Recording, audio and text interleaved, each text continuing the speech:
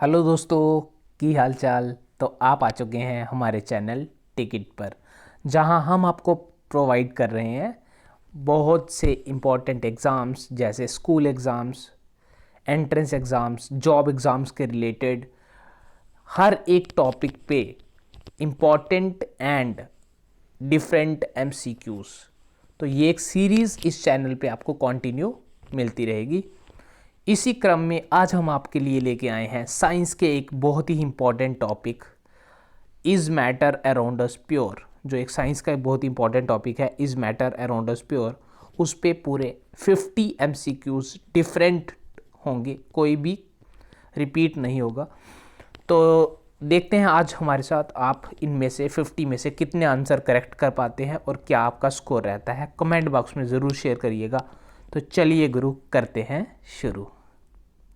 First question आपके सामने है, विच of the following is a compound. इनमें से कौन सा एक कंपाउंड है। विच of the following is a compound.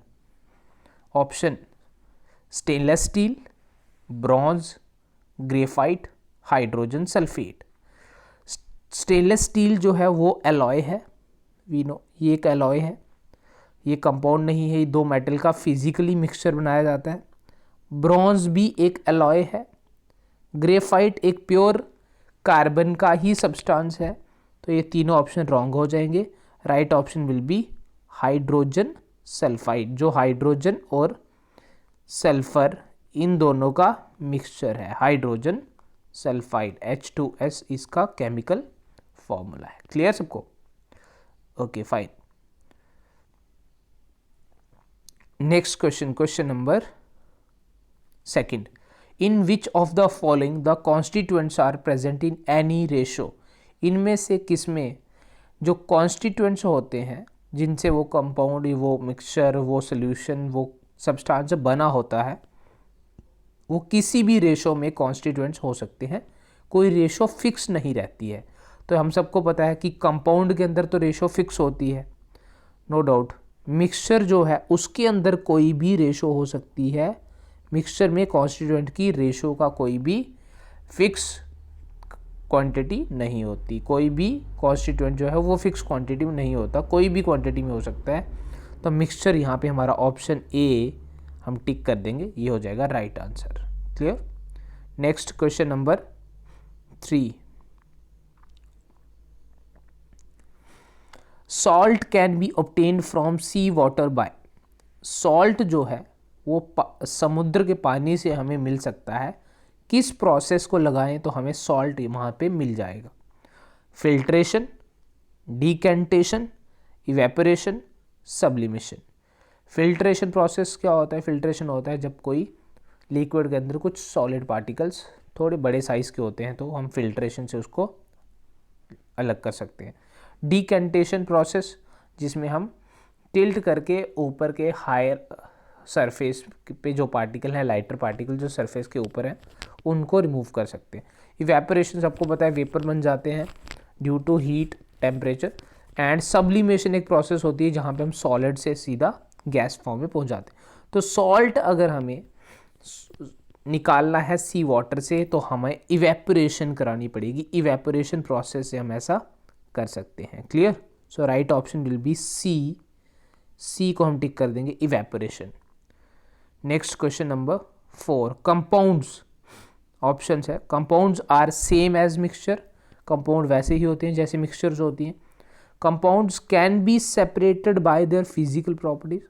Compound जो है उनको फिजिकल प्रॉपर्टीज़ के बेसिस पे सेपरेट कर सकते हैं या फिजिकल मेथड लगा के सेपरेट कर सकते हैं। Compound contains only one type of element. Compound के अंदर सिर्फ एक ही तरह का एलिमेंट पाया जाता है। या compounds are different kind of atoms chemically combined with each other. तो कंपाउंड के अंदर डिफरेंट एटम्स एक दूसरे के साथ केमिकल रिएक्शन की हेल्प से कंबाइन हो जाते हैं। Yes, option D will be the right option. तो डी को यहाँ पे हम टिक करेंगे। Question number 5, which of the following is an example of heterogeneous substance. Heterogeneous substance की एग्जाम्पल कौन सी है? कौन सा इनमें से हीट्रोजीनियस है? Bottled water, table salt, pieces of copper और कैंडल। हिट्रोजीनियस, तो वाटर जो है वो तो नहीं होगा हिट्रोजीनियस, वाटर एक प्योर सब्सटेंस है या होमोजीनियस सब्सटेंस है। टेबल सॉल्ट, सॉल्ट अगर प्योर सॉल्ट ही है सिर्फ तो वो भी हिट्रोजीनियस नहीं है, उसमें भी कॉम्पोजिशन थ्रू आउट सेम रहेगी। हिट्रोजीनियस में कॉम्पोजिशन सेम नहीं होती, कहीं पे हायर कॉन्सेंट्रेशन कहीं पे लोअर कॉन्सेंट्रेशन सॉल्यूट पार्टिकल इकट्ठे हो जाते हैं, कहीं पे कुछ भी नहीं होता। तो ये हमारा हो सकता है कैंडल में। कैंडल हमारा राइट ऑप्शन हो जाएगा, ऑप्शन डी। कैंडल एक इम्प्योर सब्सटेंस आप कह सकते हो जिसमें वैक्स भी है एंड थ्रेड भी बीच में ही है, तो हम कह सकते हैं candle will be our heterogeneous substance. Next question number 6. Which of the following is an example of homogeneous substance? इनमें से कौन सा एक homogeneous substance है? homogeneous हमें बताना है, homogeneous substance. Granite, copper sulphate, M&M candy, muddy water. तो homogeneous होता है जिसमें कॉम्पोजिशन थ्रू आउट यूनिफॉर्म रहेगी, सेम कॉम्पोजिशन रहेगी। तो हमें पता है जितने भी कंपाउंड्स होते हैं, जितने भी क्या रहते हैं हमारे कंपाउंड्स, उन सभी में कलर में थोड़ा सा चेंज कर लेता हूँ, कलर थोड़ा सा मैं पहले वाला बेटर था। तो जितने भी हमारे कंपाउंड्स होते हैं वहाँ पे हमारा होमोजीनियस सब्सटेंस ही होता है कंपाउंड। तो इनमें से कौन सा कंपाउंड है? कॉपर सल्फेट, जो केमिकल रिएक्शन से बना है। So copper sulphate will be the right option, option number B हम टिक कर लेंगे। कॉपर सल्फेट एक होमोजीनियस सब्सटेंस बनेगा, कॉपर और सल्फर की रिएक्शन कंबाइन करके एक सॉल्ट बनेगा कॉपर सल्फेट। कॉपर और सल्फर, ऑक्सीजन, ये सब मिक्सचर इसमें रहेगा। तो CuSO4 कॉपर सल्फेट, मैं फॉर्मूला आपके लिए लिख देता हूँ एक बार। CuSO4, this is copper sulphate. ये एक कंपाउंड है और कंपाउंड हमेशा होमोजीनियस ही होते हैं, clear. Then more than one kind of pure form of matter, more than one kind of pure form of matter. Pure form of matter अगर हम कंबाइन करें, वो भी एक से ज़्यादा तरह के, तो क्या बनेगा? तो हमारा एक से ज़्यादा तरह के जब भी प्योर फॉर्म आपस में कंबाइन करेंगे तो मिक्सचर फॉर्म होगी।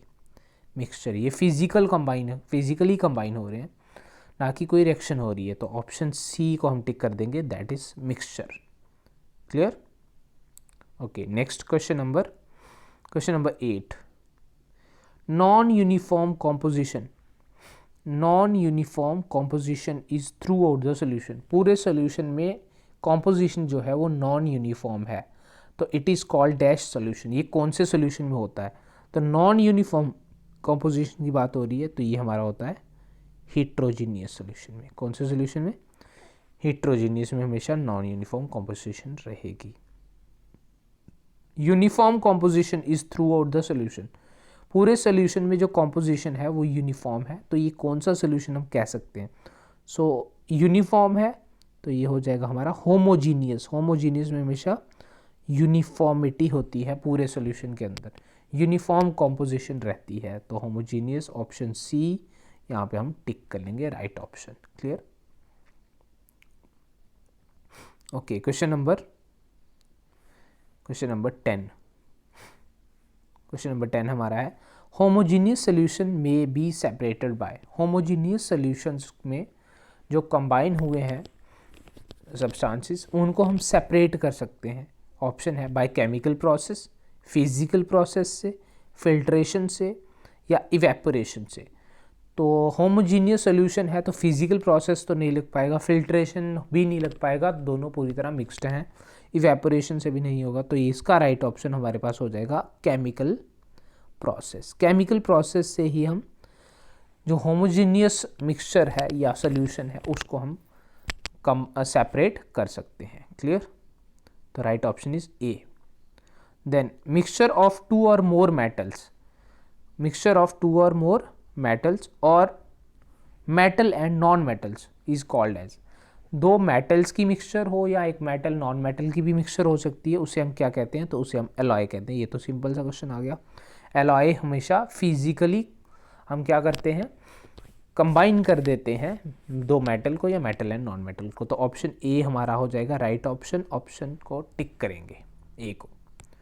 Next question number 12, alloy cannot be separated by dash method. Alloy जो है उसके पार्टिकल्स या उसके पार्टिकल्स भी नहीं हम कहेंगे, मोर स्पेसिफिकली कहें तो उसके सब्सटेंसेस जो उसके कॉन्स्टिट्यूएंट्स है उनको अलग किया जा सकता है, अलग नहीं किया जा सकता। इनमें से किस मेथड से हम अलग नहीं कर सकते हैं?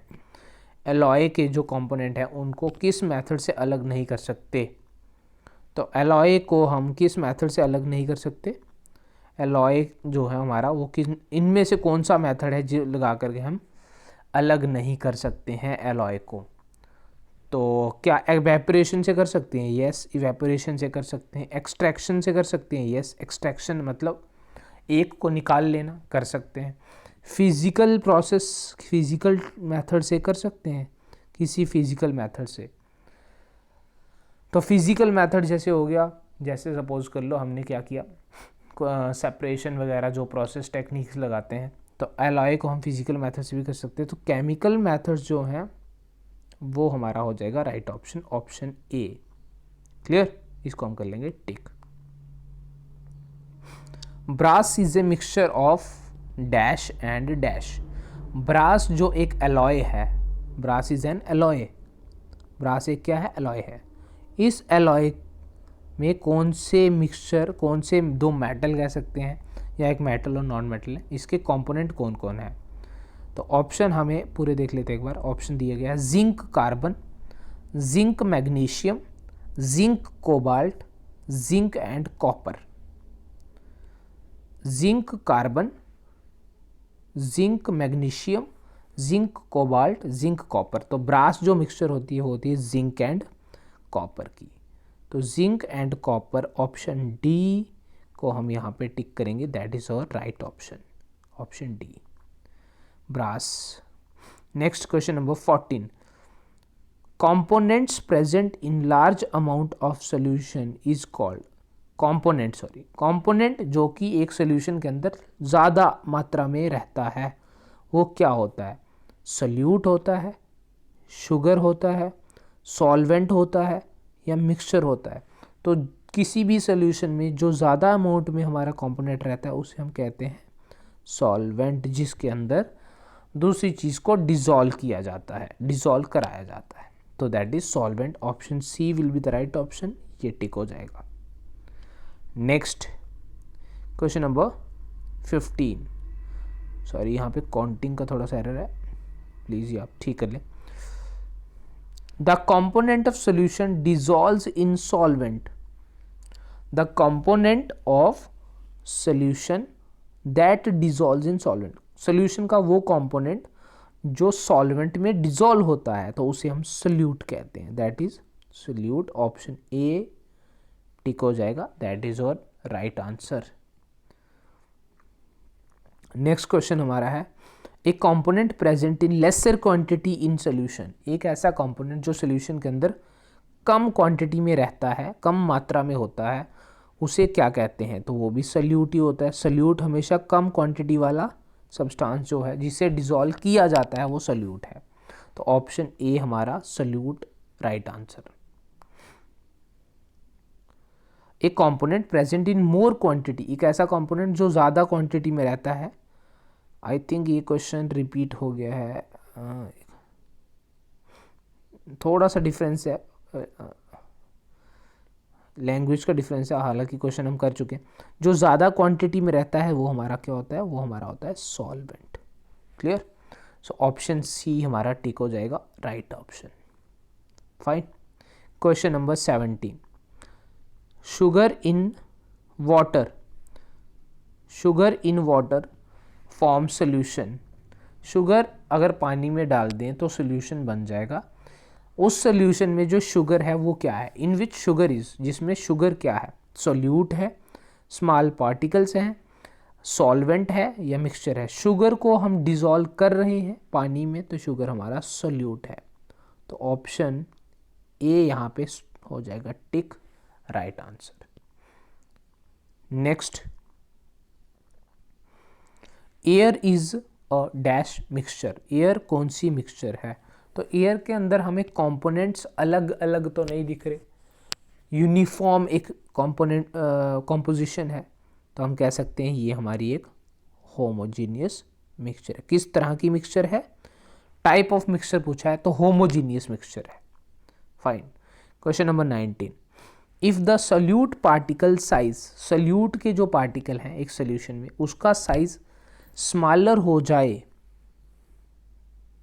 इनमें से किसी से इतने से स्मॉल हो जाए, छोटा हो जाए, then it cannot be seen by naked, तब फिर वो हम नेक्ड आई से उसको नहीं देख सकते, ऐसे नॉर्मल आई से उसको देखना पॉसिबल नहीं है। अगर सोल्यूट पार्टिकल का साइज कितना किससे छोटा हो जाए, तो अगर 1 नैनोमीटर, एन का मतलब यहाँ पे है, एन का मतलब है नैनोमीटर, नैनोमीटर, और नैनोमीटर आपका हो जाता है 10 raise to power -9, this is called nanometre. Nano means 10 raise to power -9, इतने मीटर, 1 नैनोमीटर से अगर साइज छोटा हो जाएगा तो हम कह देंगे ये हमें पार्टिकल नेक्ड आई से नहीं दिख सकते। Option D is the right option. Question number 20, when no more solute can be dissolved in solution, जब सोल्यूशन के अंदर अब और हम सोल्यूट डिसॉल्व नहीं कर पाएंगे, जितना डिसॉल्व कर दिया है वो मैक्सिमम है, उससे ज़्यादा डिसॉल्व कराना पॉसिबल नहीं है किसी एक टेम्परेचर पे फिक्स रख के। टेम्परेचर को चेंज नहीं करना है, टेम्परेचर को फिक्स रखें और हम सोल्यूट को डिसॉल्व कराते जा रहे हैं, फिर एक टाइम आएगा, एक पॉइंट ऐसा आएगा जहाँ पे और सोल्यूट डिसॉल्व नहीं होगा, तब हम सोल्यूशन को क्या कहेंगे, उस पॉइंट पे सोल्यूशन क्या कहलाएगा, homogeneous solution, heterogeneous solution, saturated solution, unsaturated. तो ये होता है पॉइंट ऑफ सैचुरेशन और सोल्यूशन होता है सैचुरेटेड सोल्यूशन, जिसमें और सोल्यूट डिसॉल्व नहीं हो सकता। तो ऑप्शन सी यहाँ पे हम टिक कर लेंगे, right option. The amount of the solute present in the saturated solution at any temperature is called its, जितना भी सोल्यूट एक सोल्यूशन में, सैचुरेटेड सोल्यूशन में मैक्सिमम हमने उसमें सोल्यूट डाल दिया है, जो सोल्यूट का अमाउंट रहता है उसे हम क्या कहते हैं उस सोल्यूशन की, तो उस सोल्यूशन की उसे सॉल्युबिलिटी कहा जाता है। सॉल्युबिलिटी क्या होता है, सॉल्युबिलिटी होता है मैक्सिमम सोल्यूट जो सोल्यूशन के अंदर डिसॉल्व कराया जा सकता है, उसे हम सॉल्युबिलिटी का नाम देंगे। तो option D will be the right option, जिसे हम कर लेंगे tick. Next question number 22, if the amount of solute contained in the solution is less than the saturation level, एक सोल्यूशन के अंदर जो सोल्यूट की मात्रा है वो उसके सैचुरेशन लेवल से अभी कम है, तो इट इज़ कॉल्ड एज, तब इसको क्या कौन सा नाम दिया जाएगा, saturated solution, unsaturated, homogeneous, heterogeneous. तब इसको हम कहेंगे अनसैचुरेटेड सोल्यूशन। अब इसका सैचुरेशन लेवल नहीं आया है, उससे कम है, अब अभी इसकी सैचुरेशन नहीं हुई है, तो ये होगा अनसैचुरेटेड सोल्यूशन। इसमें और भी सोल्यूट डिसॉल्व हो सकता है।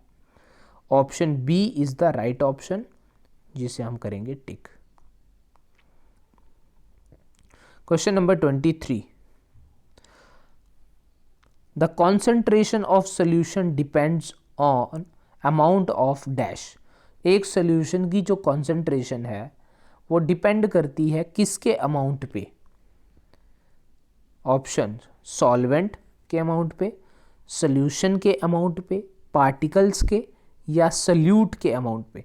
तो कॉन्सेंट्रेशन किसी भी सोल्यूशन की डिपेंड करती है उसमें कितना सोल्यूट हमने डाला हुआ है, तो उसके सोल्यूट के अमाउंट पे डिपेंड करती है। Option D will be the right answer. Next question number 24, mass of solute divided by mass of solution. तो मास ऑफ सोल्यूट हम ले रहे हैं और उसको डिवाइड कर रहे हैं मास ऑफ सोल्यूशन से, तो दोनों का मास लिए और इनटू कर रहे हैं 100 मल्टीप्लाइड बाय 100, तो ये क्या बन जाता है, ये किसकी एक्सप्रेशन या फॉर्मूला हो जाता है, तो ये हो जाता है हमारा किसका, ऑप्शन बोल रहा है सोल्यूशन का, मास का, मास परसेंटेज का, या वॉल्यूम परसेंटेज का। तो दोनों यहाँ पे मास ऑफ सॉल्यूट और मास ऑफ सॉल्यूशन है, तो ये हो जाएगा हमारा मास परसेंटेज, ये हो जाएगा मास परसेंटेज का फॉर्मूला। फाइन, तो option C will be the right option. Next हमारा है mass of solute divided by volume of solution. So mass of solute है, सॉल्यूट का मास है, क्लियर, और वॉल्यूम किसका है, वॉल्यूम सॉल्यूशन का है, इनटू 100। सो ये एक्सप्रेशन हमें क्या दे रहा है, किसका रिजल्ट है, ये सॉल्यूशन का है, मास का है, मास परसेंटेज ऑफ सॉल्यूशन है, या मास बाय वॉल्यूम परसेंटेज है, तो ये मास अपॉन वॉल्यूम है, तो ये ऑप्शन डी हमारा हो जाएगा right option, mass by volume percentage of solution. तो D option is the right option. Solids are dispersed in liquids called, solid जो पार्टिकल होते हैं जब वो लिक्विड के अंदर डिस्पर्स रहते हैं तब हम उसे क्या कहते हैं, उस मिक्सचर को या उस पूरी फॉर्मेशन को कहा जाता है सस्पेंशन। जब लिक्विड के अंदर सॉलिड डिस्पर्स्ड होते हैं तब हम उसे सस्पेंशन का नाम देते हैं। तो option D will B right option, इसको टिक कर लेंगे। Next question number 27, suspension is dash mixture, suspension कौन सी मिक्सचर है, सैचुरेटेड, अनसैचुरेटेड, होमोजीनियस, हिट्रोजीनियस। तो सस्पेंशन में यूनिफॉर्म तो नहीं होते पार्टिकल्स, यूनिफॉर्म कॉम्पोजिशन में नहीं होते, ये होगी हमारी heterogeneous mixture, option D will be the right option. Mixture of water and milk shows which effect, अगर पानी और दूध की मिक्सचर बना ली जाए तो इनमें से कौन सा इफेक्ट देखने को मिलेगा, option A solubility, option B diffusion होगा, ऑप्शन सी टिंडल इफेक्ट देखने को मिलेगा, ऑप्शन डी ब्राइटनिंग। तो सॉल्युबिलिटी कोई इफेक्ट नहीं है, ब्राइटनिंग कुछ नहीं है, टिंडल इफेक्ट हमें देखने को मिलेगा। टिंडल इफेक्ट क्या होता है, पार्टिकल जब लाइट को स्कैटर कर देते हैं, जब लाइट वहाँ से उस पाथ से गुजरती है तो लाइट का पाथ जो है वो विजिबल हो जाता है, उसको टिंडल इफेक्ट कहते हैं। तो मिल्क और वाटर का जो मिक्सचर है वो टिंडल इफेक्ट शो करता है, वो क्या शो करेगा, Tyndall effect. Option C will be the right option, clear. Next question number 29, colloid is a और एन डैश मिक्सचर, कोलाइड कौन सी मिक्सचर है, फाइन, ऑप्शन डी भी देख लेते हैं। तो कोलाइड कौन सी मिक्सचर है, सैचुरेटेड, अनसैचुरेटेड, होमोजीनियस, हिट्रोजीनियस। तो कोलाइड में यूनिफॉर्म कॉम्पोजिशन तो नहीं होगी, कोलाइड के अंदर यूनिफॉर्म कॉम्पोजिशन नहीं होती, यूनिफॉर्म सिर्फ एक ट्रू सोल्यूशन में होता है। तो कोलाइड है हमारी हिट्रोजीनियस मिक्सचर, ऑप्शन डी को हम टिक कर लेंगे, that is the right option. Next question number 30, dash particles scatter a beam of light passing through it and make its path visible. इसके जो पार्टिकल्स हैं, ये जो पार्टिकल्स होते हैं वो स्कैटर कर देते हैं बीम ऑफ लाइट को, जो जब भी इससे गुजरता है, और लाइट का जो पाथ है वो हमें विजिबल हो जाता है। तो ऐसा कौन कर सकता है, सोल्यूट कर सकता है, सॉल्वेंट कर सकता है, कोलाइडल पार्टिकल्स कर सकते हैं, नन ऑफ द अबव। तो कोलाइडल पार्टिकल्स, कोलाइडल जो हमारा सोल्यूशन होता है, कोलाइडल कह सकते हैं, कोलाइड जो होता है उसके पार्टिकल ऐसा कर सकते हैं, वो लाइट को स्कैटर कर सकते हैं, क्लियर। तो ऑप्शन सी को यहाँ पे हम टिक कर लेंगे, that is the right option. चलते हैं क्वेश्चन नंबर 31 पे। 31 क्वेश्चन नंबर है, foam is the example of, foam किसकी एग्जाम्पल है, स्कैटरिंग लाइट की, कोलाइड की, सैचुरेटेड सॉल्यूशन, अनसैचुरेटेड सॉल्यूशन। तो कोलाइड की एग्जाम्पल है हमारी फोम, फोम एक कोलाइड का एग्जाम्पल है।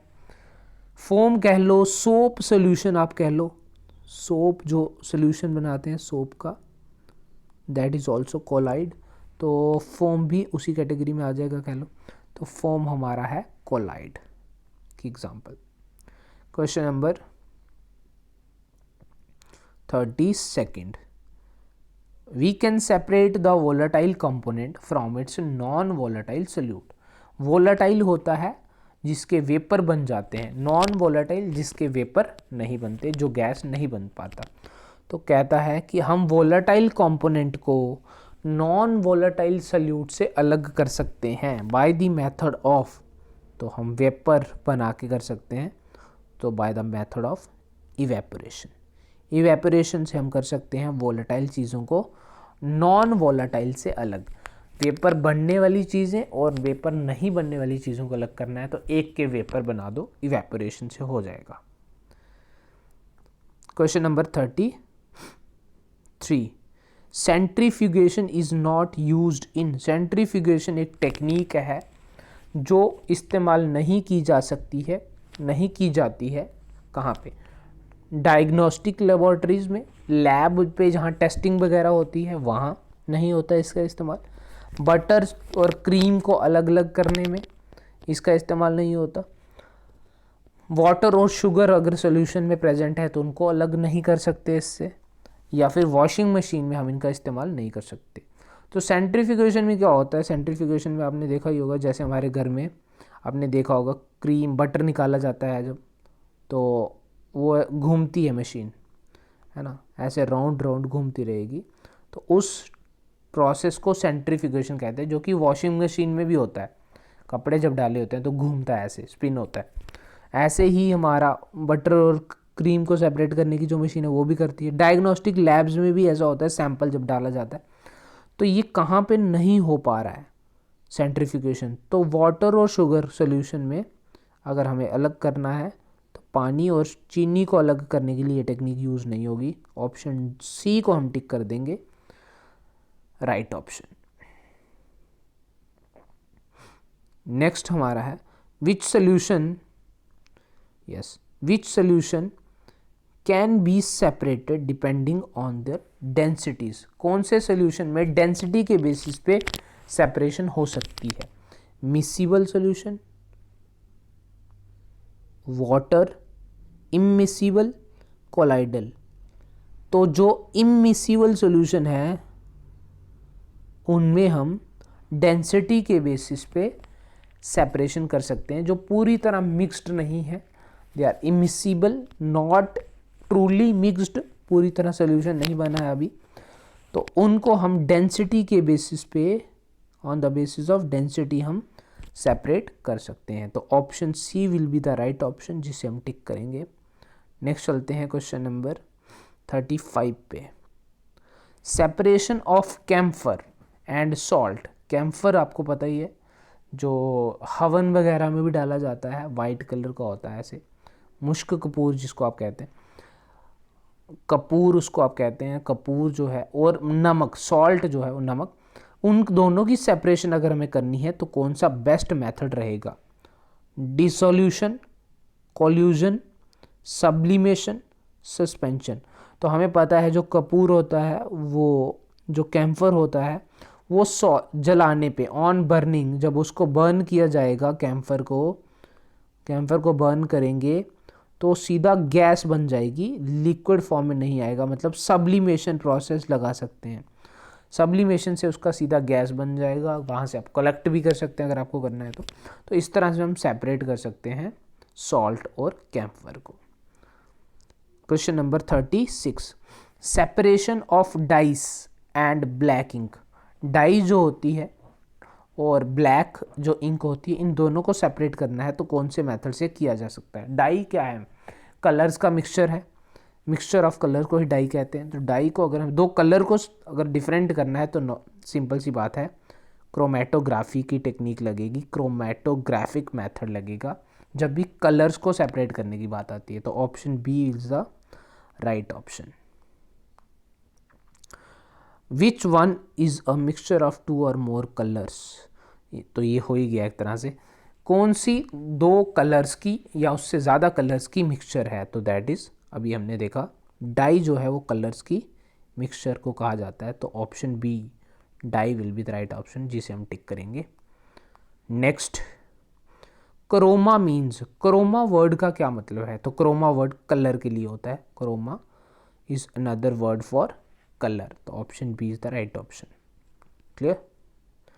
नेक्स्ट, टू और more atoms combined together forming, दो या दो से ज़्यादा एटम्स कंबाइन हो जाएंगे तो क्या बनाएंगे? Element, option A element, option B molecule, option C atoms, D none of the above, इनमें से कुछ भी नहीं बनेगा।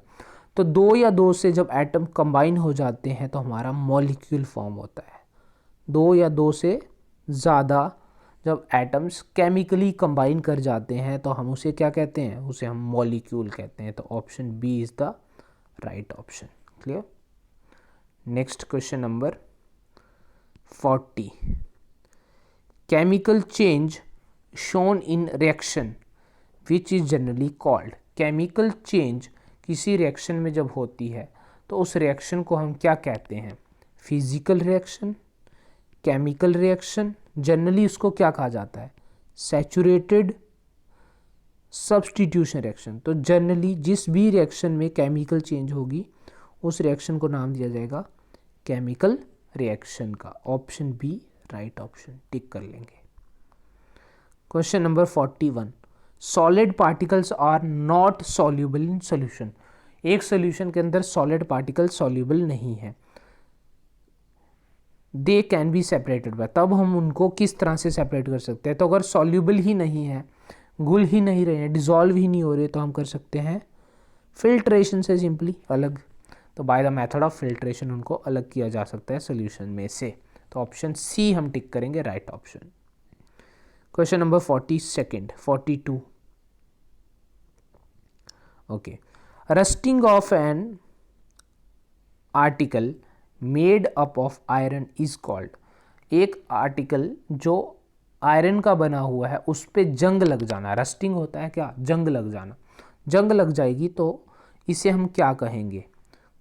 तो इसे हम कोरोजन कहते हैं। जब भी कोई मेटल पे ईटिंग अवे वाला प्रोसेस चलता है, उसको मतलब ख़राब करने का जो प्रोसेस चलता है, ड्यू टू मॉइस्चर हो सकता है, ड्यू टू ऑक्सीजन हो सकता है, ड्यू टू वाटर वेपर हो सकता है, ड्यू टू एनी एसिड हो सकता है, तो जब भी एक मेटल को कोई ख़राब करने का काम करता है तो उस प्रोसेस को कहते हैं कोरोजन। तो कोरोजन तो हो जाएगा, तो ऑप्शन बी हम यहाँ पे नहीं ले सकते, ऑप्शन डी हम नहीं ले सकते, बचते हैं दो option, it is corrosion, it is corrosion, then it is a physical as well as, तो ये क्या है? फिजिकल और केमिकल चेंज है या it is only a chemical change? तो रस्टिंग जो है वो कोरोजन तो है, बट उसके साथ साथ ये एक केमिकल चेंज है, ये फिजिकल चेंज नहीं है, इसमें कंपाउंड नया बन जाता है रस्ट। अब वो आयरन नहीं रहा है, अब वो आयरन का ऑक्साइड बन गया है। Rust is basically iron, not iron, it is iron oxide, rust is iron oxide, जो कि एक न्यू कंपाउंड है, तो ये केमिकल चेंज में होता है new compound, so it is a chemical change. Clear? Next 43, which of the following are homogeneous in nature, इनमें से कौन कौन जो है वो होमोजीनियस है? होमोजीनियस मीन्स यूनिफॉर्म होना चाहिए, एक जैसा होना चाहिए throughout. Ice, yes homogeneous है। वुड मे और may not be homogeneous, yes.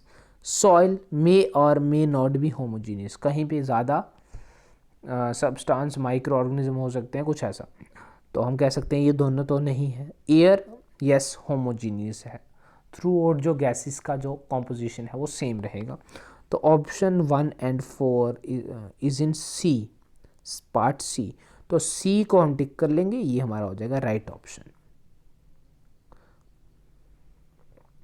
Blood and sea water are, blood जो है हमारा खून जिसे हम कहते हैं, और सी वाटर जो है ये क्या है? दोनों ही मिक्सचर है, ब्लड भी मिक्सचर है, हेमोग्लोबिन इसके अंदर होता है, हमें पता ही है, वाटर है, इन सब की मिक्सचर है, तो ब्लड मिक्सचर है, यस। तो कंपाउंड तो नहीं है, तो ऑप्शन बी रॉन्ग हो जाएगा, ऑप्शन डी रॉन्ग हो जाएगा। सी वाटर, दोनों मिक्सचर है। सी वाटर के अंदर भी बहुत सारे सॉल्ट प्रेजेंट होते हैं, बहुत सारी चीज़ें मिक्सड रहती हैं, तो दोनों ही मिक्सचर हैं, कोई केमिकली कंपाउंड नहीं बना रहा। सो ऑप्शन सी भी हम छोड़ देंगे, तो option A will be the right option. Blood and sea water both are mixture, A को हम करेंगे tick. Then question number 45, sol and gel are examples of. Sol और जेल ये दोनों किस चीज़ों की एग्जाम्पल है? तो सॉल बेसिकली होता है जब एक लिक्विड के अंदर सॉलिड डाला जाता है तो जो मिक्सचर बनती है दैट इज सॉल। तो sol is solid in liquid, solid in liquid, solid liquid colloid जिस हम कह सकते हैं दैट इज सॉल। तो सॉलिड सॉलिड तो रॉन्ग हो गया, सॉलिड सॉलिड रॉन्ग हो गया, लिक्विड सॉलिड भी रॉन्ग हो जाएगा, तो यहीं पे हम टिक कर देंगे option B.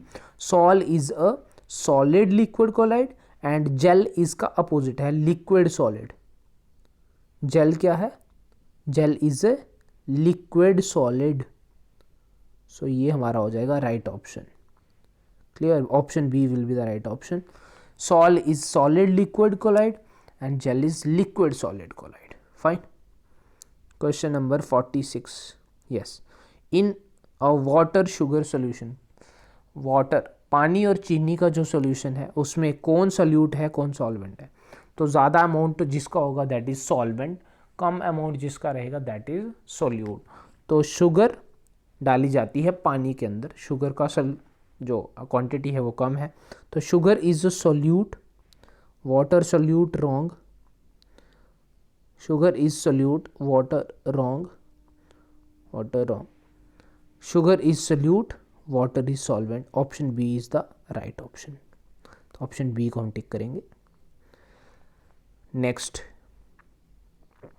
Question number 47, boron and carbon are, कौन मेटल है कौन नॉन मेटल है या फिर मेटलॉइड है, ये हमें बताना है यहाँ पे। तो बोरॉन हमारा होता है मेटलॉइड और कार्बन हमारा होता है नॉन मेटल। ये नॉन मेटल है और ये हमारा मेटलॉइड है, मेटलॉइड है। So option B is the right option. Boron is a metalloid and carbon is a non metal, तो बी को हम करेंगे यहाँ पे tick. Question number 48, mercury and bromine are both. Mercury भी एक मेटल, मरकरी एक मेटल है बेसिकली, ब्रोमीन जो है वो हमारा एक नॉन मेटल है। ये दोनों चीज़ें क्या हैं?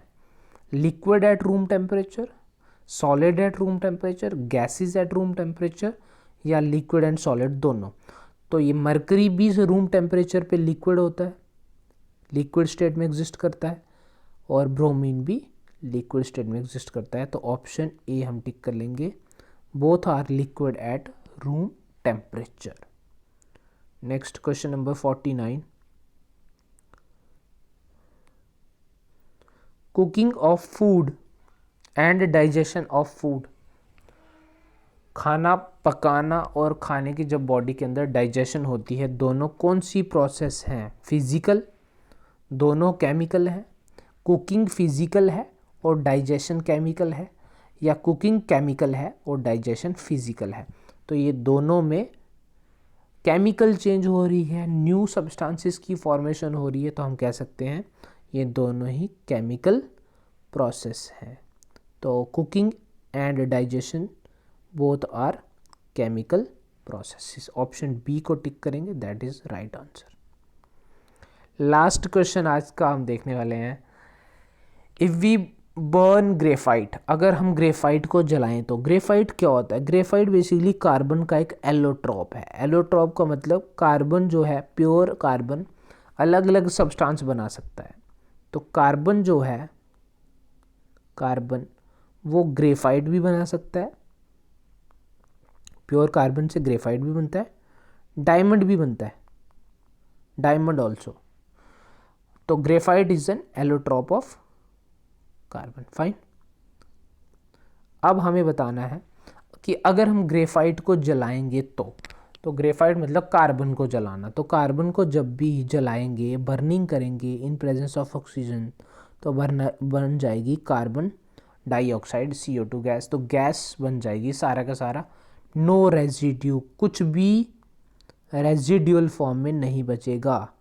रेजिड्यू मतलब वेस्ट प्रोडक्ट क्या रह जाएगा पीछे, तो कोई रेजिड्यू नहीं बचेगा। तो ऑप्शन हो जाएगा बी, राइट ऑप्शन हो जाएगा B, no residue will be left. जब भी कार्बन की बर्निंग होगी, ग्रेफाइट की, प्योर कार्बन है, तो कोई रेजिड्यू नहीं बचेगा। तो ऑप्शन बी हम टिक कर लेंगे, that is the right option. तो इसके साथ कंप्लीट हो जाते हमारे top 50 important and interesting MCQs। तो थैंक यू गाइज, आज के लिए इतने MCQs हमने कवर किए हैं। आप अपना स्कोर कमेंट बॉक्स में हमारे साथ शेयर करें और इसी तरह की इंटरेस्टिंग वीडियोस पाने के लिए, देखने के लिए हमारे चैनल को आप सब्सक्राइब भी कर सकते हैं।